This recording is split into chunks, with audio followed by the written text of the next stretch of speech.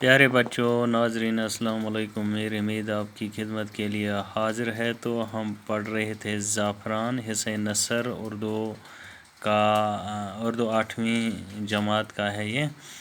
تو آج ہم یہاں سے آگے پڑھیں گے۔ زعفران کو بادشاہوں کا پھول سمجھا گیا ہے۔ جو زعفران کا پھول ہے اس کو بادشاہوں کا پھول سمجھا گیا ہے۔ یہ دوسری بات ہے کہ اس کی تخلیق میں محنت کش طبقہ کا لہو شامل ہوتا ہے۔ یہ دوسری بات ہے، کہتے ہیں کہ یہ دوسری بات ہے کہ اس کی تخلیق کہتے ہیں پیدا کرنے والے کو۔ تخلیق کہتے ہیں پیدا بنانا کہ اس کی تخلیق میں، اس کی پیدا کرنے میں محنت کش طبقے کا لہو شامل ہوتا ہے۔ تو کن لوگوں کا اس کی تخلیق میں لہو شامل ہوتا ہے، یعنی خون شامل ہوتا ہے؟ تو وہ لوگ ہیں محنت کش لوگ، محنت کرنے والے بیچارے لوگ ہیں، جو طبقہ ہے وہی اس میں کام کرتے ہیں اور وہی اس کی کھیتی باڑی کاشت وغیرہ کرتے ہیں۔ کا لہو کہتے ہیں خون کو شامل ہوتا ہے۔ تو اس پھول میں پیدا کرنے میں بیچارے محنت کش لوگوں کا خون شامل ہوتا ہے۔ تو یونانیوں کے یہاں زعفران کے رنگ کو شاہی رنگ سمجھا جاتا ہے۔ تو یونان کے لوگ جو ہیں وہاں پہ زعفران کے رنگ کو شاہی کہتے ہیں، بادشاہی رنگ سمجھا جاتا ہے۔ تو بادشاہوں کا رنگ وہاں پہ اس کو سمجھا جاتا ہے۔ ہندو کے ہاں بھی زعفران کے تلک کو مقدس سمجھا جاتا ہے۔ ہندو لوگ جو تلک وغیرہ کرتے ہیں تو وہ اس کو کیا سمجھتے ہیں؟ تو مقدس کہتے ہیں پاک کو، متبرک کو۔ تو اس کو وہ پاک اور متبرک سمجھتے ہیں زعفران کو، تو اس لیے وہ اپنے جسم پہ اس کے تلک وغیرہ لگاتے ہیں۔ زمانے قدیم میں زعفران کا تصور وادی کشمیر سے الگ نہیں کیا جا سکتا۔ پرانے زمانے میں زعفران کا تصور جو وادی کشمیر سے تھا الگ نہیں کیا جا سکتا ہے، کیونکہ زعفران کا کاشت یہیں پہ ہوتا تھا، کشمیر میں ہی ہوتا۔ یہی وجہ ہے کہ زعفران کو کشمیر راجا، یعنی کشمیری راجا، تو زعفران کو کشمیری راجا کہا جاتا تھا۔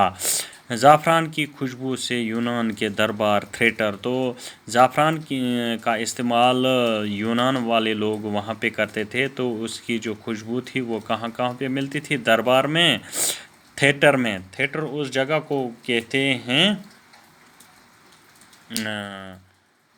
جہاں پہ بڑا ہال ہوتا ہے، وہاں پہ ڈرامہ وغیرہ و تفریح پروگرام وغیرہ وہاں پہ پیش کیے جاتے ہیں، اس کو تھیٹر کہتے ہیں۔ تو تھیٹر اور درباروں میں یہ زعفران کا استعمال ہوتا تھا۔ ہال میں مہک اٹھتی تھی، تو تھیٹر کا ہال جو ہوتا تھا تو وہاں پہ اس کی مہک اٹھتی تھی۔ کشمیر سے لے کے یونان تک مختلف دواؤں میں زعفران کا استعمال ہوتا رہا ہے۔ تو اس کا زعفران کا استعمال دواؤں میں ہوتا ہے، کہاں سے لے کے؟ یونان سے لے کے کشمیر تک۔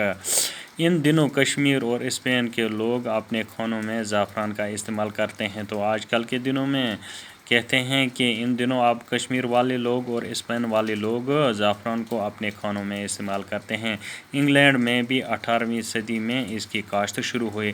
تو کشمیر کے بعد اس کی کاشت جو ہے وہ انگلینڈ میں شروع ہو گئی۔ زعفران کی کاشت ایک مستقل فن ہے۔ تو یہ ایک مستقل ہنر ہے، اس کی کاشت جو زعفران کا کرنا یہ ایک مستقل فن ہے۔ اس کی کاشت کے لیے خاص قسم کی ڈھلواں زمین درکار ہے۔ تو اس کی کاشت کے لیے زمین کا ڈھلواں ہونا ضروری ہے۔ تو جو ڈھلواں زمین ہے وہ اس کی کاشت کے لیے درکار ہوتی ہے۔ جولائی اور اگست میں بیج کے بلب ڈالے جاتے ہیں۔ جولائی اور اگست میں اس کے بیج کے وہ بلب وغیرہ ڈالے جاتے ہیں زمین میں۔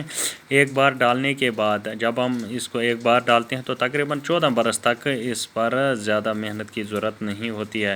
تو 14 برس تک زیادہ محنت کی ضرورت نہیں ہوتی ہے۔ اکتوبر میں پھول نکل آتے ہیں، اس کے پھول جو ہیں وہ اکتوبر کے مہینے میں نکل آتے ہیں، پھر ایک خوبصورت باغ ہماری نگاہوں کے سامنے ہوتا ہے۔ تو جب اس کے پھول نکل آتے ہیں زعفران کے، تو آنکھوں دیکھنے والوں کے لیے پھر ایک وہ باغ جیسا سما یہ وہاں پہ پیدا کرتے ہیں۔ دھوپ میں زعفران کے پھول چن کر سکھائے جاتے ہیں، تو ان کو دھوپ کے وقت وہاں پہ ان کے وہ پھول چن کر نکالے جاتے ہیں، اور ان کو پھر کیا کیا جاتا ہے، اور پھر مختلف قسم کے زعفران تیار ہوتے ہیں، تو مختلف قسم کے اس میں وہ زعفران پھر تیار ہوتے ہیں۔ شاہی زعفران، تو ایک زعفران کا قسم ہے شاہی، مونگر اور لچھا وغیرہ اس کی قسمیں ہیں۔ تو اس کی یہ 3 قسمیں ہیں۔ ہندوستان میں ہر قسم کے زعفران کی مانگ ہے، تو ہندوستان میں ان تینوں قسم کے زعفران جو ہیں ان کی مانگ ہے۔ بڑھتی ہوئی اس مانگ کی وجہ سے کشمیری زعفران کی تجارت بڑھتی جا رہی ہے۔ تو بڑھتی ہوئی مانگ کی وجہ سے جو کشمیر کا زعفران ہے اس کی تجارت بڑھتی ہی جا رہی ہے، دن بدن ترقی ہی اس کی ہوتی جا رہی ہے۔ تو آئندہ انشاءاللہ ہم نیکسٹ ویڈیو میں پھر ملیں گے، تب تک کے لیے خدا